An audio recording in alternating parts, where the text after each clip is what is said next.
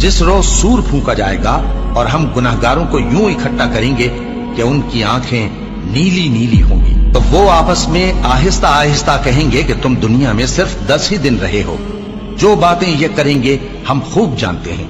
उस वक्त उनमें सबसे अच्छी राह वाला यानी आकिल और होशमंद कहेगा कि नहीं, बल्कि सिर्फ एक ही रोज ठहरे हो।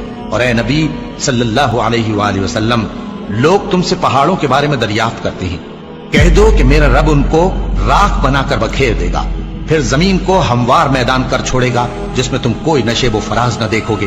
उस रोज लोग पुकारने वाले के पीछे चलेंगे और उसकी पैरवी से इनहिराफ न कर सकेंगे और रहमान के सामने आवाजें पस्त हो जाएंगी, तो तुम एक हल्की आवाज के सिवा कोई आवाज न सुनोगे।